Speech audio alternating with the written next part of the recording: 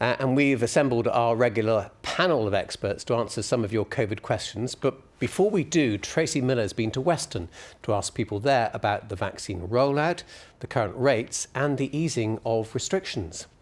After almost a year, Norm finally got to see his 86-year-old mum. Oh, it's brilliant. She came over in a taxi and it was great. And she came in and I go, "Hello, Mum, I've got you something nice." Shops and pubs opening up have caused mixed emotions for mum and daughter Lucy and Debbie. And the people surrounding the shops that had probably set this all back off again. The impact of lockdown is still yet to be measured. The lockdown's been difficult for me because I've got terminal cancer anyway. Leslie says his cancer treatment has continued despite lockdown. Yeah, I got to admit they've been very good because I'm under Macmillan as well, and they've been really good. And the hospital, Western Hospital, has been brilliant with me. For a young woman who didn't want to speak on camera, lockdown is all her baby has ever known. Her 2-year-old has spent both birthdays in lockdown, and she's really concerned that he's only ever seen people outside of his house with masks on. She's worried it's had a detrimental effect on his learning.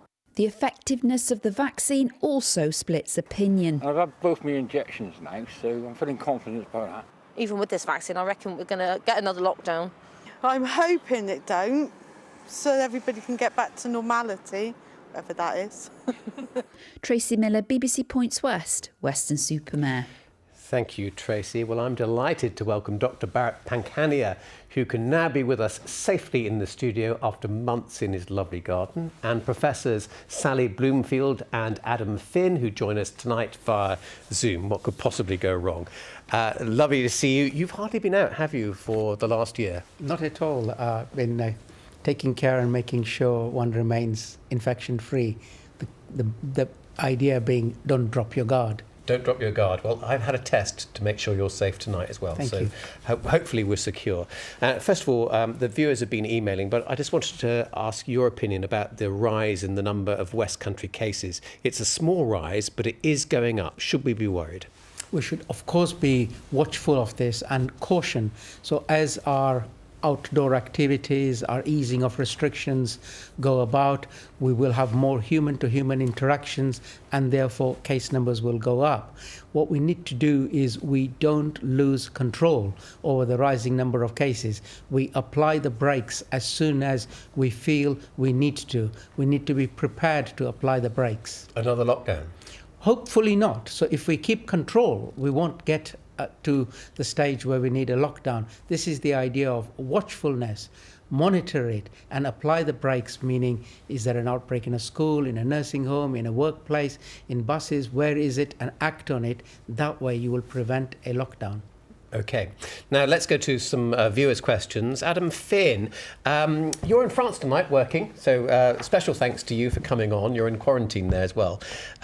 2 viewers have told us they were given a different second vaccine by mistake. So is it safe to mix Pfizer and AstraZeneca? So we're going to have some information about this starting next week. We're doing a study giving the 2 vaccines, one dose followed by the other, both ways around. And we've got the first data on the reactogenicity, that's the rates of headaches and fevers and so on, just coming through now. So that should be in the public domain next week.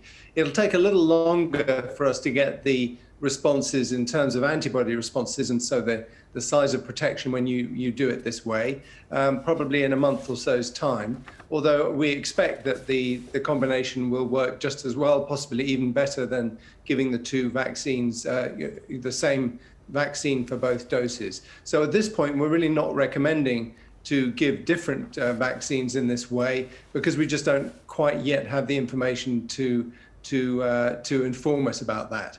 OK, I get it. Professor Sally Bloomfield, again, thanks to you.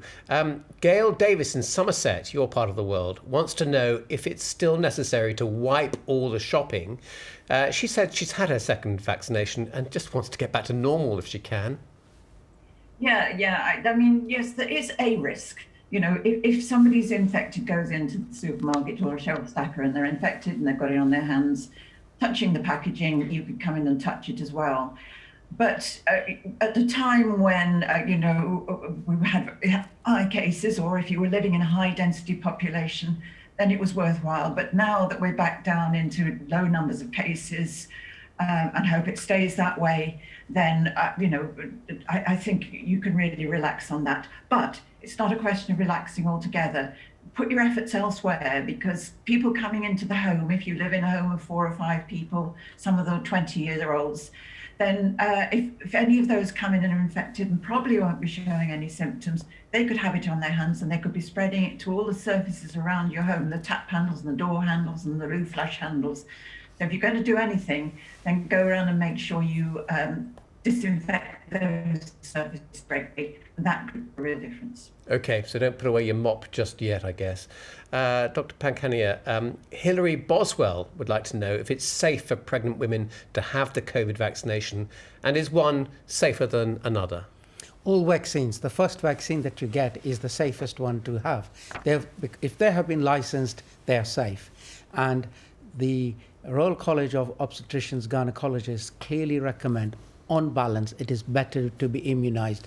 So the answer is yes, do get immunized. All the vaccines are safe. Okay, Hilary, I hope that helps. Adam Finn, let's go back to France. Julie and Anne want to know if anyone has caught the virus since being vaccinated, or indeed passed away from COVID since receiving it.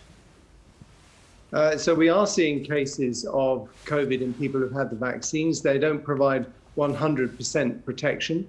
I'm not absolutely sure whether we've seen any fatalities, but certainly the cases that we've seen have tended to be more mild.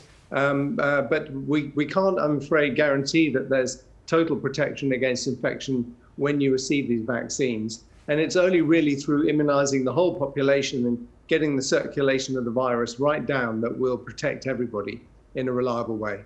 Okay, let's stay with you, because Peter from Radstock and a separate viewer, Lily, both say they've had the vaccine, not sure which one, but later an antibody test was negative. Now, you'd have thought, wouldn't you, that you would have had antibodies from a vaccine. So is this unusual, they ask? So this situation's rising quite a lot. People are getting antibody tests for other reasons when they've had the vaccine, and then concerned when they get a negative result. The fact is that most of the antibody tests that people are getting are really tests that have been designed to pick up whether or not you've had the infection, and they're not really designed to tell you whether you've received protection from the vaccine. And we use different laboratory tests to assess that. So people who somehow ended up with antibody tests after vaccination should not be worried if the tests come back negative. Okay, that's good news. Thank you. Sally, Sue from Cheltenham is worried about joggers and runners not wearing masks. She says they rush past huffing and puffing, possibly spreading infected particles all over the place. Surely, she says, they should be wearing masks. Is that necessary, do you think, Sally? If I was in a gymnasium, and 2 people on the running machine, 15 minutes close to people, I would be very worried indeed. But outdoors, the infection risk is much, much less. And it's obviously you can take your distance from them. Don't run in their slipstream or anything like that. Keep away from them. And there is good reason for not wearing a mask when you're running, because it does cut down on the flow of oxygen into your lungs, so it makes it much more difficult for running. So I'm a great, advocate of masks, but I think in the situation where people are running, they've gone past you within seconds. Keep a wide berth. It does look dangerous, but those particles are dispersing very quickly, so the risk should be very small. Barrett, this one is for you. Same mask question, really. Judith from South Gloucestershire wonders if we will have to continue to wear masks and socially distance after the restrictions are lifted on the June the 21st.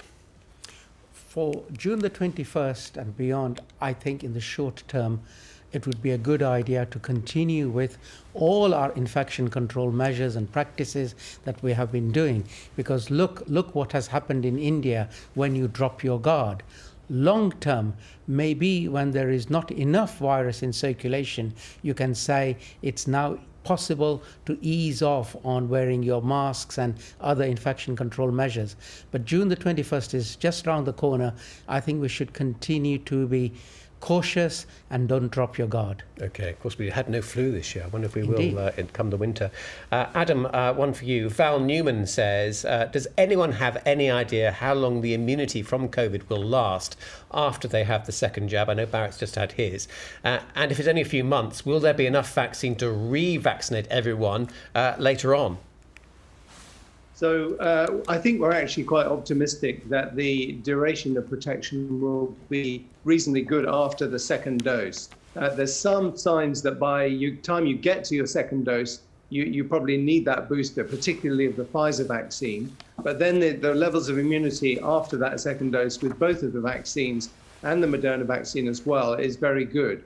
But we don't yet know for sure just how long it will last, or indeed whether there'll be evolution in the virus that may lead to the protection being not quite so strong through into next year. So we're putting ourselves in a place where we will be able to boost people's immunity with further doses if it turns out to be necessary. Okay. We have to leave it there. Thank you all so much to Adam and to Sally and to Barrett. It's lovely to have you in the studio and out and about again. Perhaps next time we meet it'll be hugs. Who knows? Who knows? Thank you again.